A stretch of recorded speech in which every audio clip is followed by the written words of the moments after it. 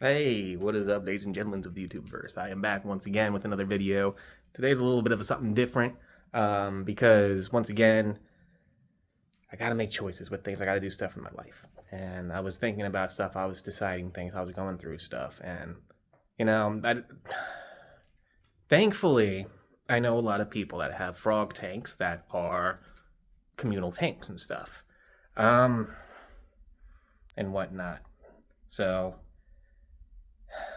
yeah. The tank's gonna be a one frog tank essentially is what's gonna happen. Because there was a lot of stuff I was thinking about and everything anyway, and a lot of stuff I was considering, and I had a comment this morning, almost as if the fates above wanted to confirm to me, you know, we need to find a home for the tree frog, and Chucky needs to go back outside, and I'm gonna be keeping just the dumpy white because I can. What I can do, if I really wanted to, yeah, I can take. They're all hiding right now. Everyone's hiding. It's daytime. Everyone's chilling. I can take the frogs from here, one of them from here, Michigan J, and move them into here, and that'd be fine. But the problem is, if I'm gonna do a whole other tank that is plants, that is bugs like the isopods and springtails, that is refreshing dirt, and it is also more light sources I got to throw up on top. So four different things there. That's going to cost money. And the reason why I'm still trying to find home for the birds and keep the ones I got left is because of money. So to that commenter, I haven't gotten back to you or anything yet because I thought, why not make a video about it? And I've always known that there's always been that issue and the possibility of the dumpy white probably turning on the tree frog and trying to devour him up. The reason why it probably hasn't happened and why they don't do it is because the dumpy whites grew up around the tree frog. The tree frog was full grown. The dumpy whites was a juvenile. So Michigan J is probably 2 or 3 years older than I would say Frogger. Frogger is probably 2 or 3, and then 3 or 4 for the smaller guy. Believe it or not.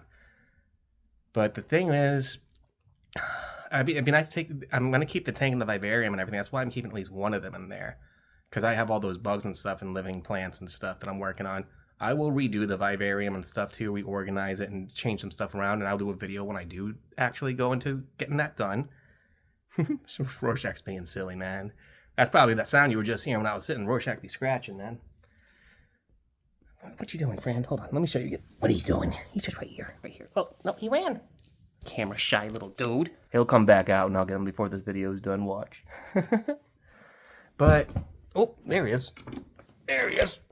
He jumped up and said hi. Oh, there you go. Yep, hi. I know, sorry about that. That was a lot of fumbling there. I almost dropped my phone. I mean, it wouldn't have broken. We good. Anyhow. Yeah, so this is a very weird time in my life as an animal caretaker and so on. So, because I had more than 20 animals at one point. 3 different leopard geckos, a crested gecko. I had a dumpy whites, bearded dragon, bunny, the parakeets, the guinea pigs. I had a lot. And at the time, it was doable because this is during or just after pandemic times. I had money saved up and everything and so on, and I was able to do stuff with it. Before working at PetSmart, I worked for a poop scooping company called Poop 911. Yeah, I know, funny that people get paid to do that, but it was paid pretty good. Out of all the jobs I had, it was probably the best paying one, but it was off of commission, and it was so stinking mundane. Every day the same thing, just about, or routes, and you're on the road a lot. And driving in Charlotte can be frustrating. Trying to stay a peaceful, fun-loving hippie on the road when you're on the road for more than 5 hours a day can be very upsetting. So that job was not happy for my health. It was not good for my physical health either because my sciatica started kicking in, and I would still push all day. Oh my god, the pains were so bad, dude. Because it would be in both hips and everything. Still, it'll get that bad sometimes, especially when the weather get bad. But I'm not forced to walk as much to get my job done to do that. And so that comment that came in today, he was 100% correct. Be very careful how you stalk how you stalk your animals, because you just got to be careful. You really do. Even something that seems like it might work may not work. You got to do a lot of research into it and be very careful about what you're going to do. I always knew that it was a possibility, but the thing with Michigan J and Frogger doesn't come out unless Michigan J is out. He's a very shy frog, and even with that can still, one day Frogger could decide he got hungry more than usual, and Michigan J looks like a tasty snack.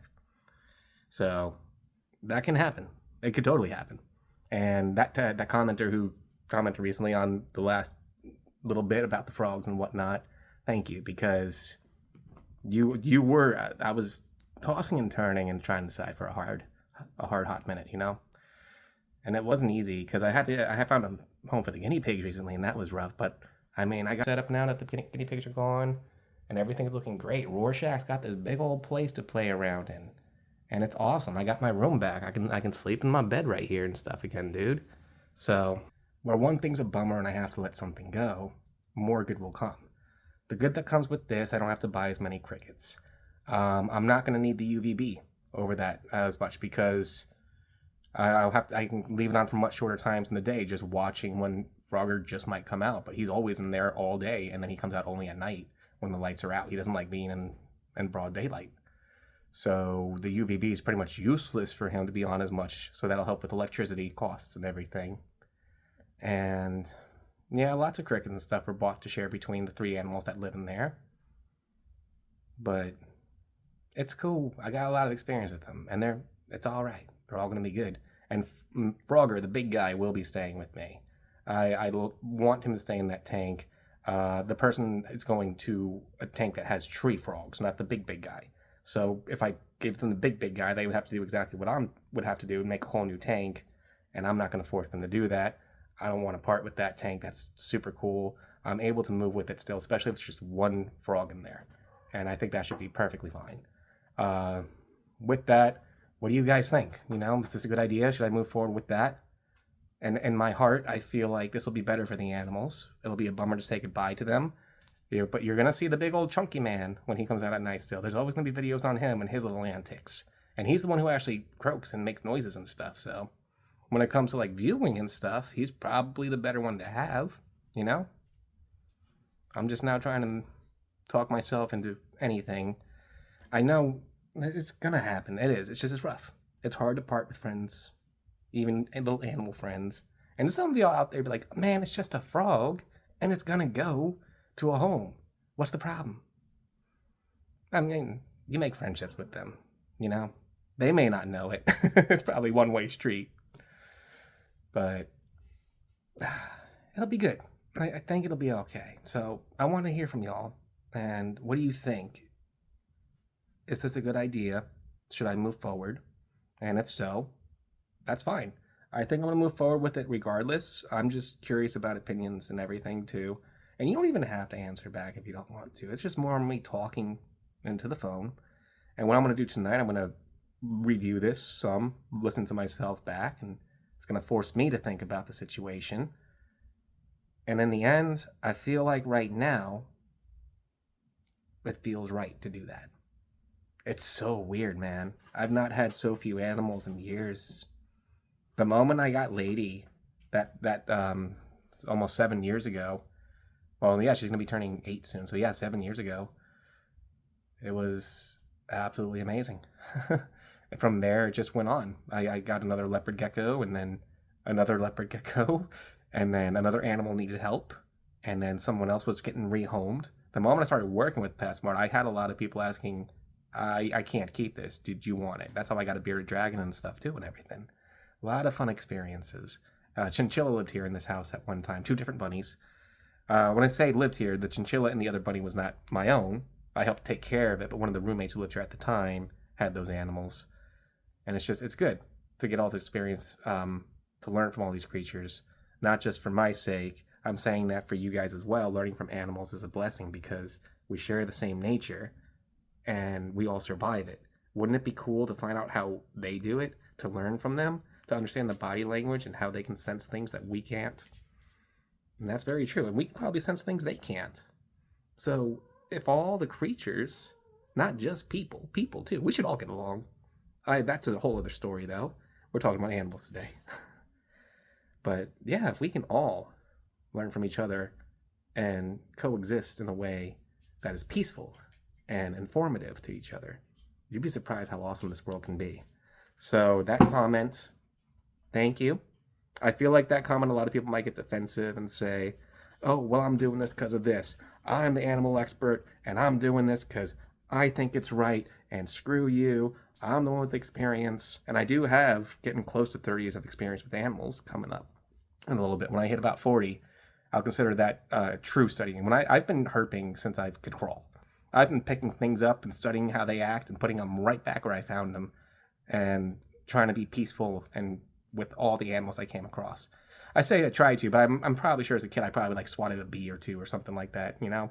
I ain't perfect. But anywho, folks, my friend is Riven, and I will be seeing y'all soon, talking to y'all tomorrow. Thank you for listening on me on this one. It's just something on my heart that I feel like it's going to be a good take in my life, and I hope that you guys can see that, because I'm going to keep all the tabs on it. With that, peace out. Have a good one.